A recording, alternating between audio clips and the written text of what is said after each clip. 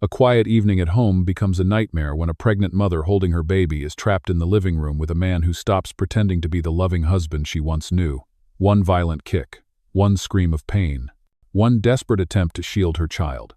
What he does not realize is that this time he is not hurting her in silence, because the person walking through that front door is the last man he ever expected to face, and he does not walk in alone.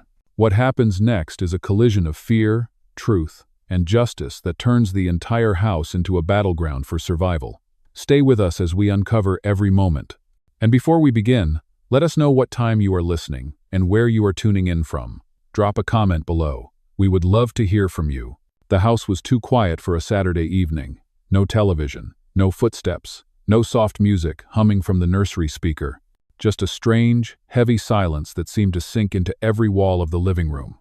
Lena stood near the end of the hallway with her baby perched against her shoulder. Her left hand gently patted the child's back while her right hand pressed against the wall for balance. Her breathing was unsteady. Her heart pushed painfully against her ribs. Grant walked toward her with slow steps that echoed on the hardwood floor. His face tightened with irritation, as if the sound of the baby's whimpers had personally offended him. He was still in his tailored work clothes. His sleeves were rolled up, his jaw clenched. His eyes held a sharpness she had seen more often in the last few months. "Stop walking away from me," he snapped, his voice low but full of warning. Lena felt her throat close. She adjusted her grip on the baby, who began to fuss and tuck his face into her chest. She backed up another step, guiding herself carefully toward the wall so she would not trip. Her stomach tightened with every breath. She was 5 months pregnant and still recovering from a long week of fatigue. Grant knew this. He simply did not care. "I am not trying to fight," she said softly. "Please lower your voice." He is scared. Grant's eyes narrowed. He is scared because you make everything dramatic. You never listen, you never learn. The baby began to cry again. A sharp, frightened cry that cut straight into Lena's ribs. She rocked him a little, whispering gentle words, hoping it would calm him. The sound only seemed to irritate Grant more. He stepped closer, raising a hand as if to grab the child away from her. "Give him to me," he ordered. Lena shook her head instinctively. "He is upset. Let me calm him first, please." "Moat?" That one word, please. It set something off in him.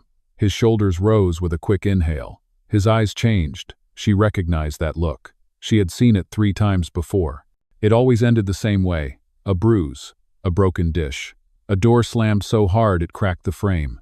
She froze. She clutched the baby tighter. Grant moved faster this time.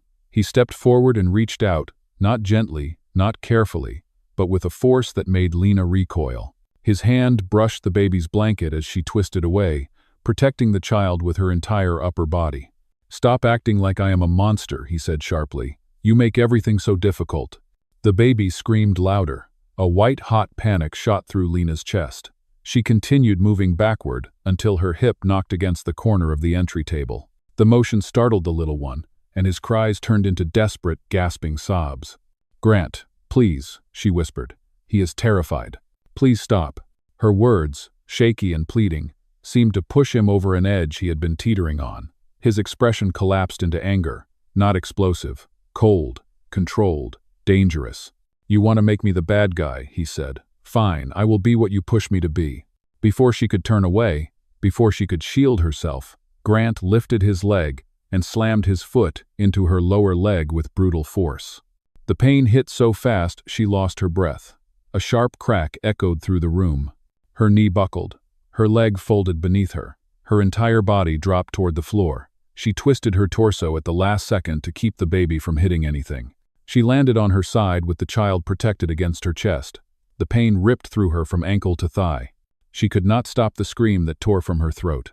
The baby screamed with her, high-pitched, terrified, shaking. Lena tried to pull her leg toward her, but the pain shot up again. Her vision blurred. For a moment she could not even breathe. All she could think about was protecting the baby. She curled her body around him as her hands trembled violently. She tried to push herself up with her elbow, but her strength faltered. Grant stepped back, shaking out his foot, as if she had inconvenienced him. He did not offer help. He did not kneel down. He simply stared at her with a mixture of frustration and disgust. "This is what happens when you do not listen," he said flatly. Lena blinked through the tears burning her eyes. She clutched her baby so close she could feel every heartbeat. She tasted fear in her mouth like metal. Her body was shaking uncontrollably. She tried to speak, but only a choked sound came out. The room felt smaller. The air felt heavier. She tried to drag herself backward toward the wall. She had no plan beyond that. Just get away. Keep the baby safe. Breathe. Stay conscious. Grant took a single step toward her, as if preparing to grab the child again. Then it happened. The front door clicked. A quiet metallic sound. The handle turned. The door opened. The cold night air rushed into the house. Footsteps entered the foyer. Slow, firm, unmistakably familiar. And Lena's heart stopped for one breath. Someone had walked in. Someone who was not supposed to be there. Someone who had come to see her. And he was not alone. 2 weeks earlier, the house felt very different. Sunlight used to warm the living room each morning, spreading across the white curtains and touching the edges of the baby's toys scattered neatly on the carpet. Lena would sit on the couch with a blanket over her lap, one hand resting softly on her growing stomach. Her pregnancy had reached the 5th month, and the gentle fluttering inside her belly made her smile in a quiet, grateful way. For a moment, she believed she was building the peaceful life she had always imagined. Grant would often exit the bedroom straightening his tie, looking polished, confident, and calm. In those moments, he behaved like the man she had once fallen in love with. He would brush a kiss on her forehead and say something like, "You should rest more. I want you healthy for the baby." If anyone else saw them, they would say the couple looked perfect. But perfection was an illusion, and it was an illusion that grew thinner every day. Lena remembered the exact morning when the shift started to become impossible to ignore. She was preparing breakfast. It was nothing complicated, just oatmeal and fruit. But Grant walked into the kitchen and frowned the moment he saw her. "You should not be lifting anything heavy," he said as he took the milk carton out of her hand. "Just sit. I handle things better." She laughed nervously and told him the milk was barely heavy at all. The comment did not seem harmful, but the tone he used stayed with her. She brushed it off. She told herself he meant well. The doctor had reminded her to avoid overexerting herself. Maybe Grant was only concerned. Later that same day, he questioned her about her upcoming prenatal appointment. It was a simple checkup.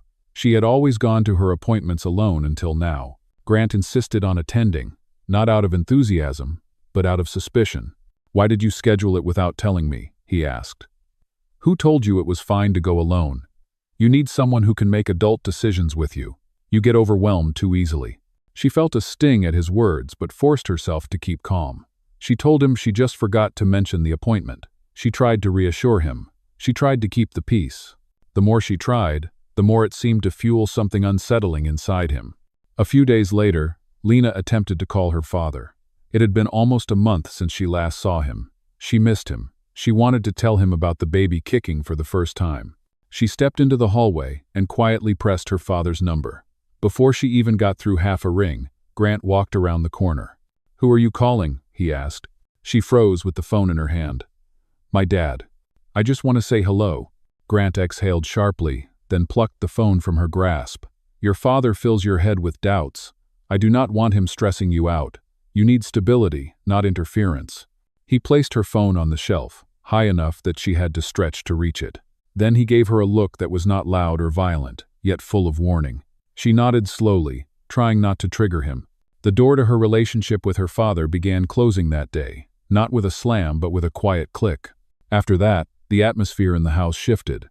Lena started noticing how often Grant corrected her, how he commented on her clothes, how he took charge of the grocery list, how he decided which meals she should eat, how he filtered which visitors were appropriate for their growing family. Everything he touched became something he expected to control. At first she argued lightly, "Grant, I just wanted fresh air." Or, "Grant, I am allowed to choose my own meals." Or, "Grant, please stop moving my phone without asking." His reactions were never explosive, only cold and sharp. "If you listened more, I would not need to repeat myself." Lena found herself apologizing for things she never would have apologized for before. The baby sensed her stress.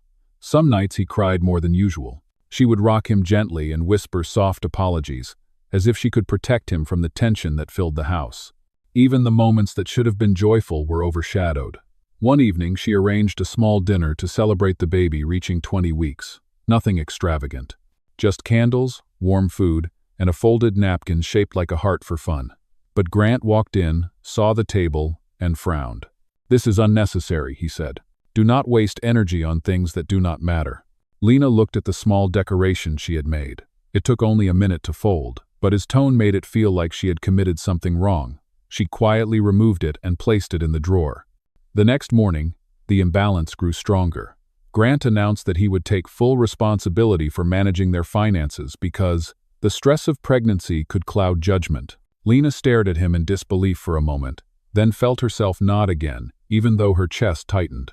She spent more and more time in silence, not because she had nothing to say, but because she feared the impact of every word. She used to feel like the house was a home. Now it felt like a place she needed permission to exist peacefully. There were times at night when she stared at the ceiling and whispered to the baby inside her, "I just want to keep you safe. I hope your father remembers how to be gentle." But deep down she knew the truth. Something was changing. Grant was changing. Or maybe he had always been like this, and she had tried too hard to ignore it. The warmth that once filled their home was fading, and the silence that replaced it was beginning to feel dangerous. The shift from discomfort to danger did not happen overnight. It moved slowly at first, so slowly that Lena almost convinced herself it was normal. Almost. But each day added a new sign, a new warning, a new crack in the image of the perfect family she had tried so hard to preserve. It began when Grant announced one morning that he had decided to take Lena's bank card for safekeeping. He said it calmly while buttoning his shirt, as if discussing something ordinary. He claimed that financial stress during pregnancy could cause anxiety, and he did not want her worrying about expenses. Before she could respond, he simply lifted her purse, removed the card, and slipped it into his wallet. She stood in the doorway watching him, stunned by how easily he dismissed her independence. He kissed her forehead on the way out, which somehow made the whole moment feel even more twisted. 2 days later, he criticized the way she dressed. Lena had put on a comfortable maternity dress for her prenatal appointment. Grant looked her over with a displeased expression and asked, "Is this what you plan to wear?" She blinked, unsure what he meant. He walked to the closet, pulled out a cardigan, and tossed it to her. "Wear this. You should look more put together. People judge." His voice carried no affection, just authority. At her appointment, the doctor gently suggested a dietary change. Before Lena could agree, Grant cut in and answered for her. He listed her meals as if she were a child under his supervision. He corrected the doctor twice. He insisted on scheduling the next appointment himself. Lena sat quietly, feeling her voice fading inside a room where she should have felt safe. The tension followed them home. It clung to every conversation. It lingered in the halls like humidity. Lena found herself double-checking everything before Grant came home from work. Was the kitchen tidy enough? Were the toys picked up? Was the baby fed at the right hour? Were the curtains closed exactly how he liked them? She began to anticipate his disapproval before he even opened the door. The worst part was not the anger. It was the unpredictability. Some nights he came home and acted sweet. Other nights a single misplaced object made him snap. A spilled bottle of formula resulted in a half-hour lecture about responsibility. Lena apologized until her voice felt thin. She apologized even when she did nothing wrong. It had become a reflex. Her isolation grew deeper when Grant started interfering with her social connections. One afternoon, her close friend Mia texted to check on her. Lena smiled at the message and began typing back. Grant appeared behind her and asked, "Who is it now?" She hesitated for half a second, and he snatched the phone from her hand. He read the message silently. His jaw twitched. "You do not need distractions. You should be focused on the baby." He placed the phone face down on the counter and walked away as if the conversation were over. Lena stared at it, fighting the urge to cry. She told herself Mia would understand, but the truth stung. She was alone in a house full of rooms.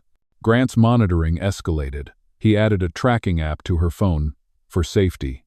He asked her to send photos of where she was whenever she stepped outside. He called her 3 times during a simple grocery run. If she did not pick up immediately, he followed it with angry text messages accusing her of ignoring him. Lena stopped going out unless absolutely necessary.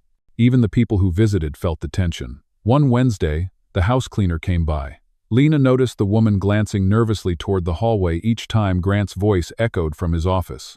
When the woman left, she squeezed Lena's arm gently, as if wanting to say something but not daring to. Lena waited until the door closed and then cried quietly into her hands. The first moment of public humiliation happened at a small baby supply store. Lena had chosen a soft blue blanket for the baby and held it against her belly with a warm smile. A store employee complimented it and joked lightly about new mothers always picking the cutest things. Lena laughed softly. Grant turned toward her with an annoyed expression. In front of the employee and two other shoppers, he said, "She buys the most unnecessary things. She does not think before spending. I have to monitor everything, or it gets ridiculous." The words hit her like a slap she did not see coming. The employee's smile faded. A mother standing nearby raised her eyebrows. Lena's cheeks burned. She placed the blanket back on the shelf slowly and whispered, "I thought it would be nice." Grant rolled his eyes. "You think too much of things that do not matter." No one said anything, but the silence in the aisle was thick. Lena felt as if she were shrinking. She wanted to disappear into the floor. She hoped the customers would look away. Instead, she caught the sympathetic expression of an older woman who had seen the whole exchange. It was a look that held pity and warning at the same time. That night, Lena lay awake long after the baby had fallen asleep.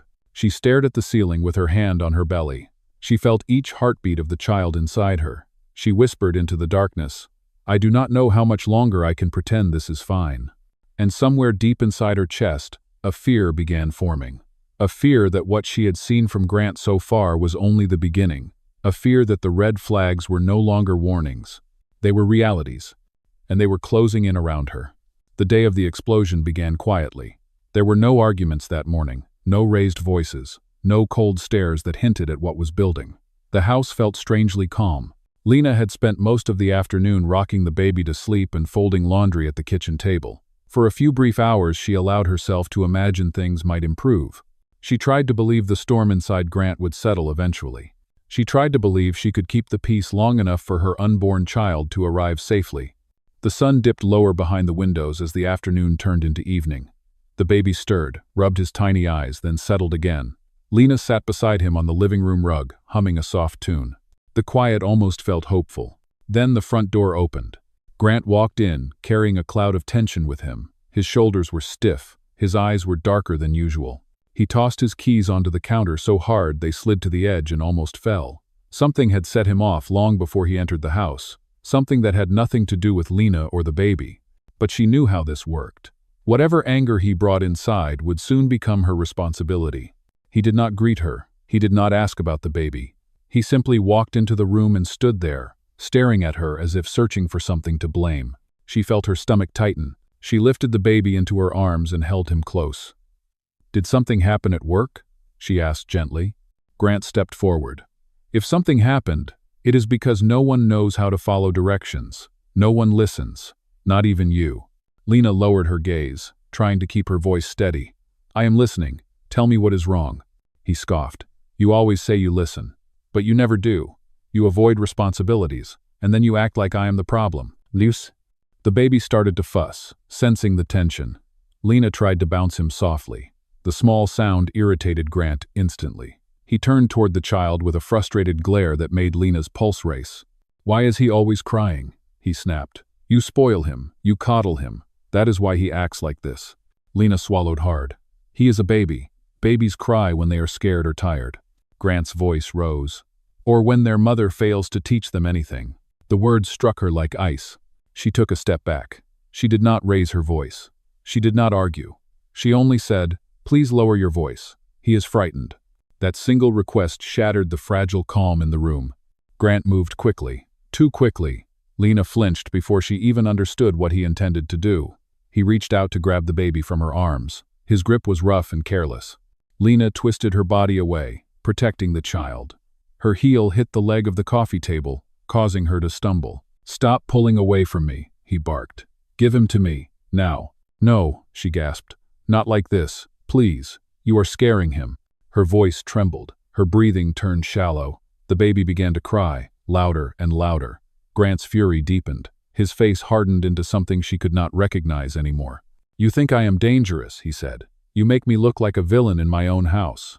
She backed up another step, her spine hitting the corner of the entry table. Her grip tightened around the child. She wanted to run. She wanted to hide. But there was nowhere to go. Grant took one more step. His anger shifted from words to action. He lifted his leg and drove his foot into her lower leg with brutal force. Lena did not even hear her own scream at first. She felt the crack more than she heard it. A sharp and sickening pain shot up through her bones. Her leg buckled. Her balance vanished. She collapsed toward the floor, twisting her torso so the baby would not hit anything. She landed on her side. The impact jarred her ribs. Her stomach tightened in fear for the unborn child. The baby clung to her shirt, crying hysterically. Her vision blurred. She tried to pull her leg closer, but the pain tore through her again. Her breath came in short, panicked bursts. Grant looked down at her with cold detachment, as if she were the cause of his discomfort instead of the victim of his violence. He shook out his foot as if she had inconvenienced him. His voice held no remorse. "This is what happens when you ignore me," he said. The baby screamed in her arms. Lena rocked gently, whispering shaky words of comfort even as tears streamed down her face. She tried to sit up, but the pain was overwhelming.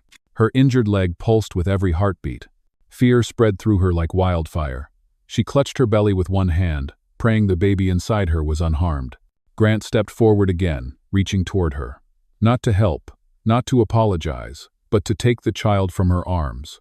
"No," she pleaded. "Please do not touch him. Please, I am begging you."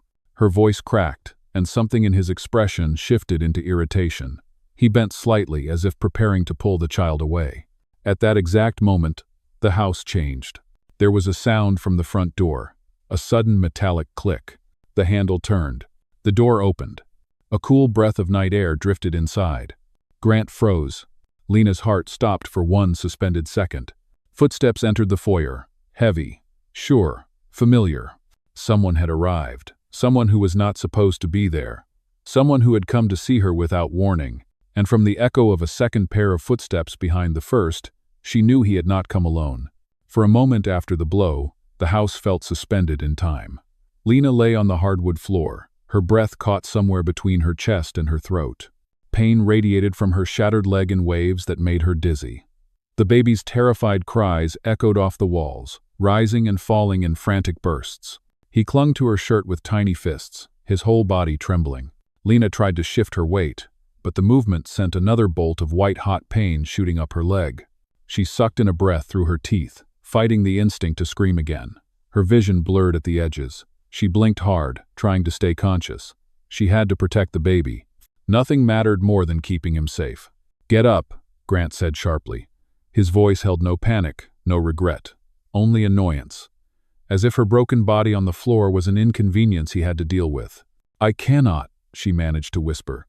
"My leg. Please, please do not come any closer." "You are." The baby cried louder. Grant winced at the sound. He took a step forward and reached for the child again. "You are going to hand him to me right now. You do not get to keep him from me just because you made a scene."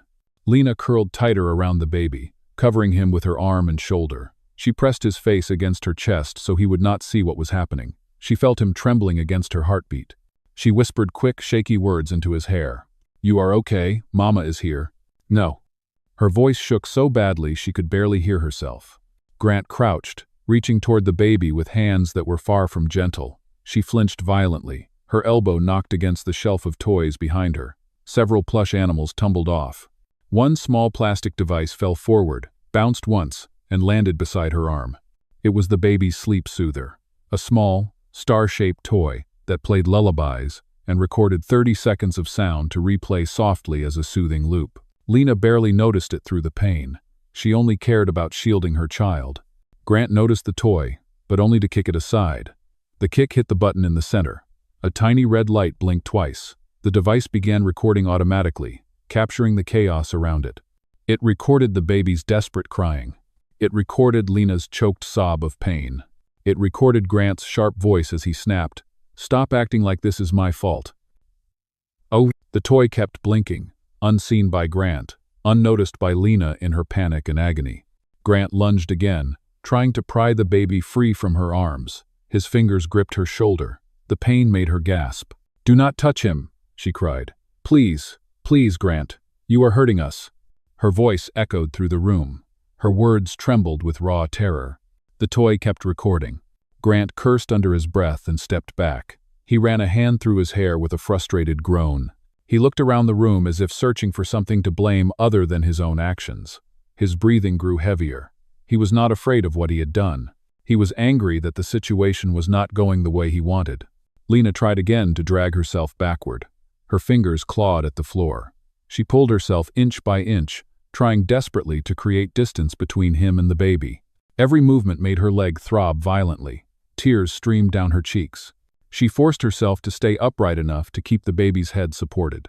"Stay still," Grant snapped. "You will make this worse. You always do. You are so dramatic." The baby wailed. The cries bounced through the house like alarms. Lena looked toward the front door. She could hear movement outside. She could hear something faint. Footsteps. A voice. She prayed silently for help, even though she did not know who could possibly be there. Grant did not hear it. Or maybe he ignored it. He stepped closer again. He grabbed Lena's wrist, pulling it roughly. The pain made her gasp and clutch the baby tighter. "Stop," she whispered. "You are going to hurt him too. Please, just stop." Her plea made him scowl. He pulled her wrist harder. "You made me do this," he said. "This is your fault. You always push me too far." The baby's cries reached a new pitch. The toy kept recording. Its small red light blinked steadily from the floor. Lena felt her strength slipping. Her vision dimmed at the edges. She tried to keep the baby's head pressed safely against her chest, even as Grant's grip tightened around her wrist. Then she heard it. A creak. A shift of air. A shadow crossing the threshold. Lena lifted her head, dizzy and terrified, just in time to see the front door swing open fully. A gust of cool night air entered the house. The baby's cries filled the open space. Grant's hand froze on her wrist, and there, framed in the doorway, stood her father. His face paled at the sight of her on the floor. His eyes hardened when he saw the way Grant held her. He stepped inside with steady, deliberate steps. There was another set of footsteps behind him. A second figure. Large, calm, focused. Grant's grip loosened. Lena finally exhaled. Someone had arrived. Someone who should not have had to see this. Someone who would not leave her alone in the darkness. The front door stood wide open, letting in a sweep of cold night air that cut through the thick tension in the room. The breeze brushed past the curtains, stirring them just enough to send a quiet rustle through the living room. Grant's hand loosened around Lena's wrist as he turned toward the sound. He froze when he saw who stood in the doorway. Her father, Marshall Hayes. He was not a tall man, but he carried himself with the quiet authority of someone who had spent most of his life commanding respect without ever needing to raise his voice. His expression, usually warm when he spoke to Lena, had hardened at the sight before him. His eyes moved from Lena's trembling body to the baby clinging to her shirt, then to the unnatural angle of her leg. His jaw clenched. His hands curled slightly at his sides. Behind him stepped another man, bigger, broader, with a calm and watchful stance that suggested experience in places far more dangerous than a suburban living room. He wore a simple jacket and carried a small satchel over his shoulder. His eyes scanned the scene with deliberate care, taking in every detail from the broken toy on the floor to the tension in Lena's voice. "Dad," Lena whispered in a trembling breath. Her voice cracked. She felt sudden relief flood through her body, mixing with the pain and fear until it nearly overwhelmed her. Grant straightened up quickly, rubbing his palms against his pants. His eyes darted between the two men. "This is not what it looks like," he said. His tone sounded rehearsed, as if he had said those words more than once in his life. Marshall stepped further inside. His voice was controlled, but the strain beneath it was unmistakable. "I heard her scream before I even reached the porch," he said. "So I think I have a good idea of what it looks like." Grant's face tightened. He opened his mouth to respond, but Marshall raised a hand slightly, silencing him instantly. "Move away from her," Marshall said. Grant hesitated. His jaw flexed with irritation. "You do not get to walk into my house and give orders." Lena fell. "She exaggerates everything. She made it dramatic on purpose." The second man stepped forward just enough to be noticed. His presence shifted the room. Calm, solid, unshakable. He spoke softly to Marshall. "Her breathing is unsteady," he said, "and she is guarding her abdomen. She is in shock, and that leg needs immediate support before she loses more stability." Grant blinked in surprise. "Who are you supposed to be?" Marshall answered before the man could. "This is Samuel," he said. "He served as a combat medic for 15 years. He came with me to drop off some documents. He did not expect to walk into this." Samuel nodded once, kneeling carefully beside Lena without touching her. His voice was calm, the kind of calm that comes from training under pressure. "Lena, Can you hear me clearly? I need you to keep your focus on your breathing. Slow breaths. Deep if you can manage it. She nodded weakly. Tears slipped down her cheeks. She held the baby tighter as Samuel examined her from a slight distance. He did not touch her leg yet. He did not move her body. He observed. The way someone trained to assess trauma without causing further harm. Grant's irritation flared. This is ridiculous. She fell. I told you. She fell because she is clumsy. Now everyone is acting like I did something wrong. Marshall looked at him in a way that made Lena's skin tingle with recognition. Her father rarely got angry. Real anger was reserved for moments that crossed an unforgivable line. She had seen that look once when she was a child and a neighbor threatened their dog. She saw it again now, directed entirely at Grant. You raised your voice at a woman who is pregnant, Marshall said. You left her crying on the floor. And from the way she cannot move, I think you did far more than that. Grant scoffed. You do not know anything. I know enough, Marshall said quietly. And I know what I heard. The baby's soother, still lying near Lena's arm, blinked its small red light. Its recorded loop began to play back at a soft volume. Grant's voice, sharp, cold. The scrape of his shoe against the floor. Lena's cry of pain. The sound floated through the room like a whisper of truth. Grant's face drained of color. That thing is broken. It is malfunctioning. It does not mean anything. Samuel looked up at him with steady eyes. It means more than you think, and it recorded enough to make a paramedic call for police backup. Grant opened his mouth, but no words came out. Marshall crouched beside his daughter, careful not to touch her injured leg. He placed a steady hand on her shoulder, a silent reassurance she had not felt in a long time. Lena, he said softly, you are safe now. I am here. We will not let anything else happen to you or the baby. Her chest shook with a sob she tried to swallow. Dad, he kicked me. I tried to protect the baby. I could not move. I know, Marshall whispered. I know, sweetheart. He looked at Samuel. Can you stabilize her until the ambulance arrives? Samuel nodded. Yes, but we need to keep that leg still, and we need to get her and the baby out of his reach. Marshall stood and turned fully toward Grant. You are not touching her again, he said. Not tonight. Not ever. For the first time since the nightmare began, Lena felt the smallest breath of relief enter her lungs. The darkness that had filled the house began to shift. The silence was no longer dangerous. It was waiting. And she knew with absolute certainty that everything was about to change. Grant stood frozen in the center of the living room, his jaw tight and fists clenching and unclenching at his sides. The shifting power in the house unsettled him. For the first time, he was not the one controlling the room. Marshall's presence redirected everything. His authority was not loud. It was not dramatic. It was steady, grounded, and unwavering. That alone made Grant uneasy. Samuel stayed kneeling beside Lena with calm precision, assessing her breathing and the swelling around her ankle. The baby, still clutched against her chest, whimpered softly. His small fingers curled in the fabric of her shirt. Lena kept whispering soothing words, though her voice trembled with exhaustion. Marshall took a slow breath and studied his daughter. His eyes softened, but his posture remained firm. When he spoke again, there was no hesitation in his voice. Lena, I need you to stay as still as you can, he said gently. You have been through enough. Let us take care of this. Lena nodded, tears gathering at the corners of her eyes. I tried to keep him calm, she whispered. I tried so hard. I know, her father replied. None of this is your fault. Grant let out a harsh laugh. She fell. You are all overreacting because she is emotional. He pointed at her injured leg with a dismissive gesture. She loses her balance all the time. She exaggerates everything. Marshall turned toward him with a slow, deliberate movement. His voice remained low. I am warning you. Think carefully about every word you choose right now. Grant scoffed and looked away, but the slight tremor in his fingers betrayed him. Samuel leaned forward and examined the angle of Lena's leg without touching it. The fracture looks severe, he remarked quietly to Marshall. If she moves too much, the bone could shift. We need to stabilize it before we transport her. Lena flinched at the word fracture. She clutched her baby closer and tried to breathe evenly. Marshall crouched again beside her. Sweetheart, you hear what he said.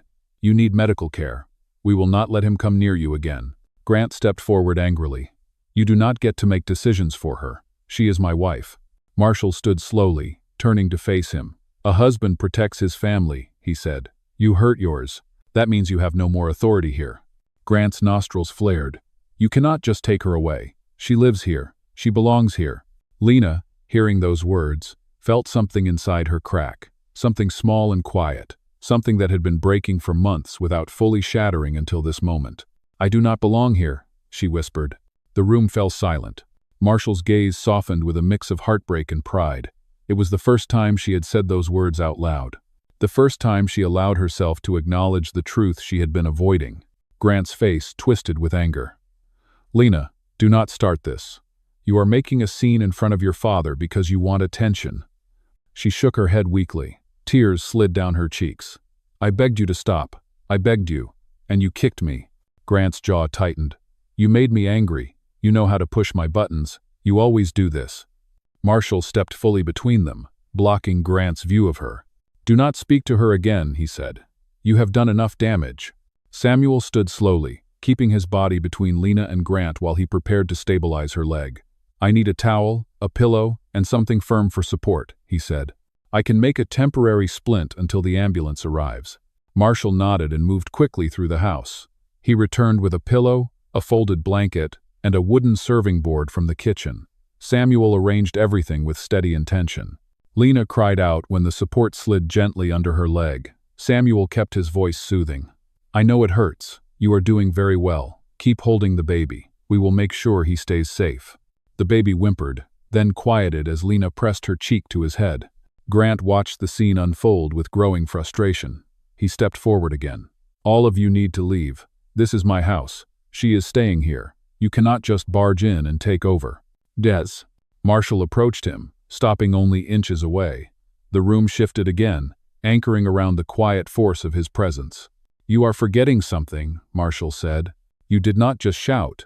You did not just intimidate her. You assaulted a pregnant woman. You broke her leg while she protected her child. That is not a misunderstanding. That is a crime." Grant's face drained of color, but he quickly masked it. "You have no proof." Samuel lifted the little sleep soother from the floor. The toy blinked its soft red light again. He pressed the button. The recorded loop played back. Lena's scream. The baby's terrified cry. Grant's furious voice. The sound of the kick echoing in the room. The recording ended in a soft click. Grant swallowed hard. Samuel held the toy at his side. "I think this proves enough." A long silence stretched across the room. Lena watched her father and Samuel standing between her and the man she once loved. She felt something she had almost forgotten. Safety. It wrapped around her gently, not like a shield she had to maintain, but like a presence she could finally trust. Marshall spoke again, his voice calm and steady. "You will not come near her again. When the police arrive, you will explain yourself to them, not to me." Lena closed her eyes. The baby sighed softly in her arms. For the first time in months, the fear in the house began to retreat. Not because Grant backed down, but because she was no longer alone. The house had fallen into a tense, unnatural stillness. Only the soft whimpers of the baby and Lena's shaky breaths filled the space. Samuel knelt beside her, finishing the improvised splint with careful precision, while Marshall stood guard between his daughter and the man who had terrorized her for months. Grant remained near the center of the room, unsettled and restless. His confidence had cracked when he heard the voice recording from the baby's sleep soother. He tried to act unfazed, but his eyes kept darting toward the tiny device as if it were something alive and dangerous. Marshall moved toward the toy. He picked it up gently, his thumb brushing over the blinking red light. He knew exactly what he had heard earlier. The sequence was unmistakable. Pain, fear, violence. There was no confusion, no room for misinterpretation. "Lena, did you activate this?" he asked quietly. She shook her head. "No. I fell into the shelf. It must have turned on." "Oh." Samuel nodded after a brief examination of the device. "It records automatically when hit or shaken. A lot of these toys have that feature. It is meant to capture a sound to use as a soothing loop." He glanced at Grant. "But in this case, it picked up everything else." Grant bristled. "A toy recording does not prove anything. You could have faked it. You could have dropped the thing on purpose. Anyone could twist the story." Marshall turned his head slowly. His voice was calm, but something deeper simmered beneath it. "The only thing twisted here is the truth you have been forcing her to hide." Grant scoffed again, though it was weaker this time. "I did not hide anything. She is dramatic. She is emotional. She falls all the time. She breaks things. I am the one who holds the house together." Samuel stood and faced him directly. You say that, yet she is lying on the floor with a fracture that matches a focused impact. Not a stumble, not a fall. I have seen injuries like this before. Many times. They do not happen from losing balance. Grant opened his mouth, but Samuel continued before he could speak. And the pattern of swelling, the angle of her leg, the bruising already beginning, it all aligns with trauma from an external strike. Grant's confidence wavered again. You are just some medic my father-in-law dragged in. You do not know us. You do not know our relationship. Samuel's expression did not change. I know what an injury looks like when someone tries to hide it, and I know the voice of someone in fear. He pointed toward the toy. Both are recorded clearly. Lena watched them from the floor, listening to every word with a growing mix of pain and clarity. The fog she had lived in for months began to thin. Each truth spoken out loud created space for her to breathe again. Her father crouched next to her once more. This time he was holding her phone. She stared at it with surprise. She had not even seen him pick it up. Your phone was on the couch, Marshall said gently. It lit up when I walked past it. You have over 15 missed calls from me, and 2 messages from Mia saying she has been worried. Lena's eyes filled. He kept taking my phone, she whispered. He said I needed less stress. He said you made me anxious. Marshall swallowed hard. He isolated you. Lena nodded slowly. He said I should not talk to anyone without telling him. He said he needed to protect me from bad influences. Samuel exchanged a glance with Marshall. Control, isolation, fear. Those are patterns, he said. None of this happened overnight. Marshall's voice tightened. I knew something was wrong. I felt it every time she canceled a visit or hesitated to answer my calls. He looked at Grant. I tried to give you the benefit of the doubt. I thought maybe she was tired. I thought maybe the pregnancy was hard. His voice lowered. I did not know she was hiding bruises. Grant stepped back, shocked. Bruises? What bruises? She is lying. Lena closed her eyes for a moment, gathering strength. Her voice came out soft but clear. On my arms, and once on my back. She lifted her sleeve shakily. A faint, yellowish mark remained from an older bruise she had hoped no one would ever see. I covered them because I did not want to upset anyone. I did not want people to think badly of him. Lo. Grant's mouth opened, but no excuses came out this time. Samuel looked at the bruise closely and nodded. This is healing. A week old. Maybe more. Definitely not accidental. Lena lowered her sleeve, trembling.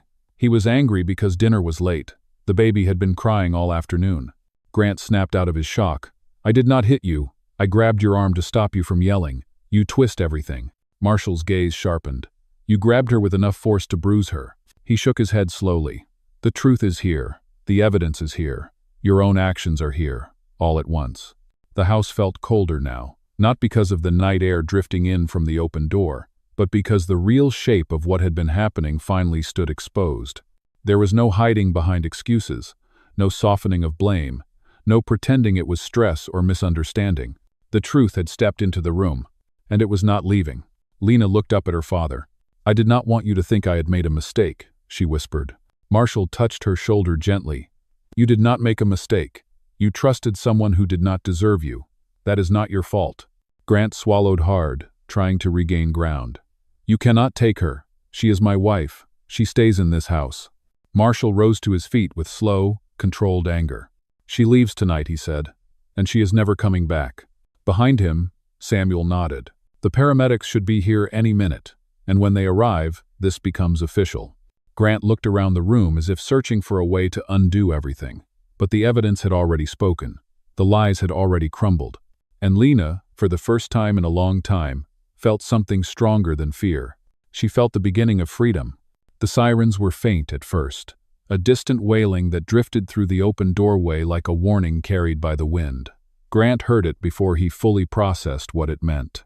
His eyes widened for a moment, then narrowed as he tried to collect himself. He straightened his shirt and ran a hand through his hair, desperately trying to smooth over the cracks in an image that was already shattered beyond repair.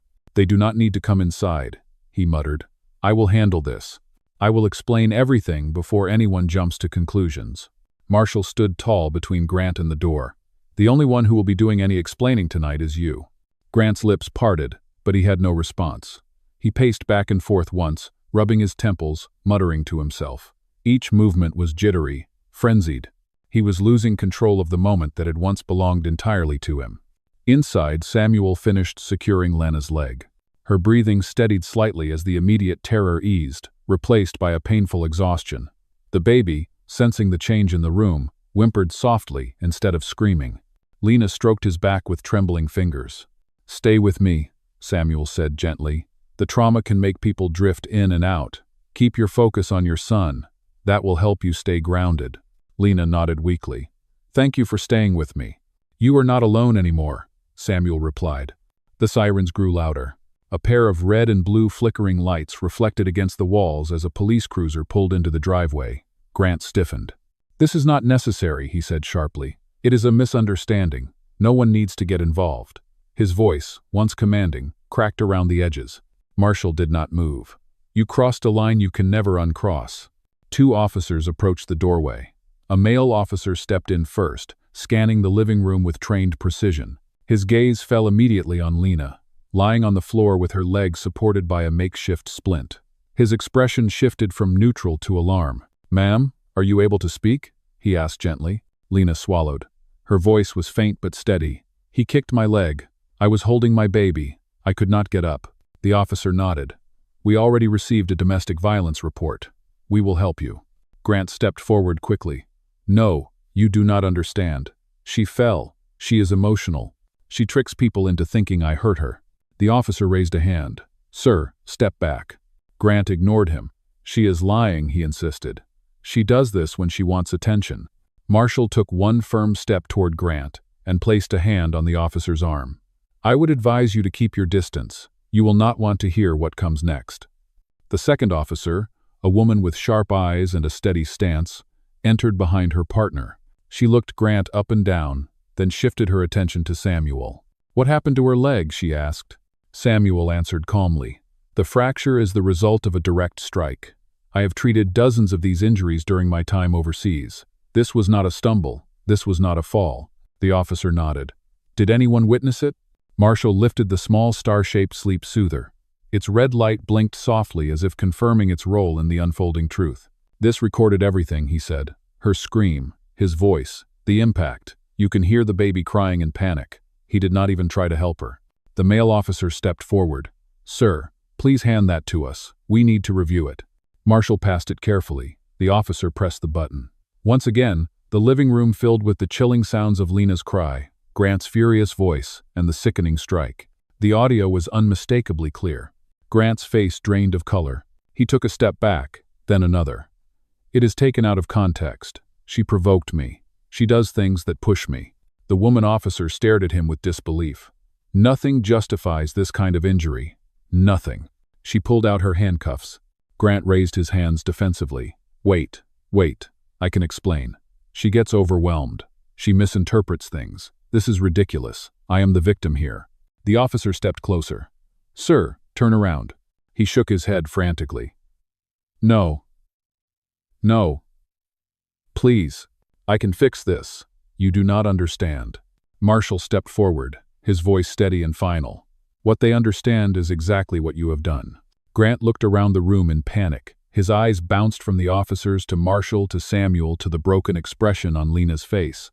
Every corner he once controlled had closed in on him. The woman officer grabbed his wrist. The cuffs clicked shut behind his back. Grant's voice cracked. "Lena, please, say something. Tell them it was an accident." Lena lifted her head. Her eyes were swollen from tears, but her voice was stronger than before. "It was not an accident," she said. "You hurt me. You hurt our son too, and you have been hurting us for a long time." Grant looked as if the words had slapped him harder than any physical blow. He tried to speak, but no sound came out. The officers guided him toward the doorway. Grant twisted back desperately. "Please, talk to me. We can fix this." "No." Lena shook her head slowly. "You broke something in me that I can never repair." The officers led him outside. His last moments in the doorway were full of disbelief. He looked like a man whose world had collapsed in the span of a few minutes. Because it had. Marshall exhaled a long, trembling breath. The weight of everything settled into the room. Not fear, not uncertainty. Relief. Painful, heavy, but relief all the same. Samuel returned to Lena's side. He touched her shoulder lightly. "The ambulance is almost here. You did everything you could to protect your children. Now let us protect you." For the first time that night, Lena allowed herself to believe she might be safe. And in that fragile belief, a new beginning began to form. The ambulance arrived minutes after the police escorted Grant out of the house. Red lights pulsed across the living room walls, painting the scene in shifting shades of warning and rescue. Paramedics rushed inside with measured urgency, carrying equipment and speaking in calm, practiced tones. For the first time that night, the air felt lighter, not calm, not peaceful, but no longer dangerous. Marshall stayed at Lena's side as the paramedics knelt beside her, assessing her injury with gentle hands and focused expressions. Samuel remained nearby, offering his expertise whenever the paramedics asked a question. The baby clung to Lena until a medic encouraged Marshall to hold him. Lena hesitated at first, as if afraid to let go even for a moment, but her father reached out with steady arms and a soft expression that reminded her of home. "It is all right," Marshall said. "I have him. He is safe." Lena released the baby slowly. The child settled into his grandfather's chest almost immediately, burying his face against Marshall's shirt. Marshall rocked him softly, whispering something that made the baby's cries ease into small hiccups. Inside the ambulance, the paramedics secured Lena's leg and monitored her vital signs. One of them knelt beside her with a clipboard. "Ma'am, we need to document everything," he said gently. "What happened tonight?" "Zo." The question hung in the air. Lena stared at the ceiling of the ambulance for a long moment, gathering the courage she had lost somewhere along the past months. When she finally spoke, her voice was quiet but steady. "He kicked me," she said. "He tried to take the baby from me. I fell because I was protecting him. I could not get up." The paramedic wrote everything carefully. "We will make sure this goes into the official report." Mine. At the hospital, doctors confirmed what Samuel had suspected. The fracture was serious but treatable. The unborn baby was unharmed. Relief washed over Lena like a wave so powerful she nearly sobbed from the release. The steady rhythm of the fetal monitor echoed in the room like a promise of survival. A promise she had not realized she needed so badly. Marshall sat beside her bed, still holding the baby who had finally fallen asleep. His hair was mussed and his shirt wrinkled, but his posture remained protective and alert. He had not left her side once. "You are safe now," he told her gently. "We will take this one step at a time." Lena let out a shaky breath. "I do not think I realized how scared I was until it ended." "It is not your job to carry fear alone," he said. "You have me. You have Samuel. You have people who love you." As if on cue, Samuel entered the room, carrying a bag of warm drinks from the cafeteria. He handed one to Marshall, then approached Lena with the faintest smile. "You are stronger than most people I have met," he said. "You kept your son safe. That is not something everyone could do under pressure." Lena lowered her gaze. "I felt so helpless." Samuel shook his head. "Helpless is giving up. You never did." A hospital social worker arrived soon after, carrying a folder of forms and resources. She spoke gently, guiding Lena through the process of emergency legal protection. Lena listened, nodding slowly as the pieces of her new reality fell into place. A restraining order, temporary custody paperwork, shelter information, support groups for survivors, counseling options. Each step felt like a stairway leading out of the darkness she had lived in. Each form she signed felt like reclaiming another piece of herself. She was tired. Her leg throbbed in pain. But for the first time in a very long time, she felt like she had a future again. Days passed. Lena remained in the hospital while her leg healed enough to allow safe movement. Marshall visited every morning and stayed until evening. Samuel visited too, checking her leg, bringing her small comforts like warm blankets, fresh fruit, and books. The baby stayed with Marshall most nights, sleeping peacefully in the guest room of his house, where Lena knew he was safe. Grant remained in custody while the investigation moved forward. News of his arrest spread quickly. Neighbors who had heard arguments but never understood the truth finally stepped forward to speak.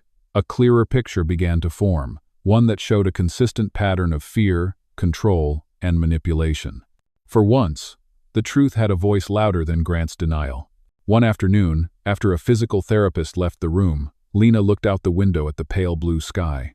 The world outside felt quiet, not empty, just calm. Calm in a way she had forgotten life could be. Marshall entered, carrying the baby in his arms. The child was bundled in a warm blanket and smiling at the ceiling lights. Marshall placed him gently in Lena's arms. "He missed you," he said with a soft laugh. Lena held her baby close. She kissed his forehead. She felt the warmth of him, the life she had protected, the future she had fought for without even realizing it. "Dad," she said quietly, "I think I am ready to go home with you. Not back there. Not ever again." "No." Marshall sat beside her and touched her shoulder. "Good," he said. "Because you never have to return to that place. Your home is wherever you and your children are safe, and I will make sure that never changes." She leaned her head back against the pillow. The baby cooed softly in her arms, unaware of the storm he had survived. As the afternoon light brightened the room, Lena felt something new settle inside her. A calm she had not known in months. A future she could finally imagine. A life rebuilt from the pieces of a night that could have broken her completely. She looked at her son, then at her father, then at the soft glow of the hospital monitor beside her. Justice had started its work. Healing had begun. And for the first time, she felt truly free.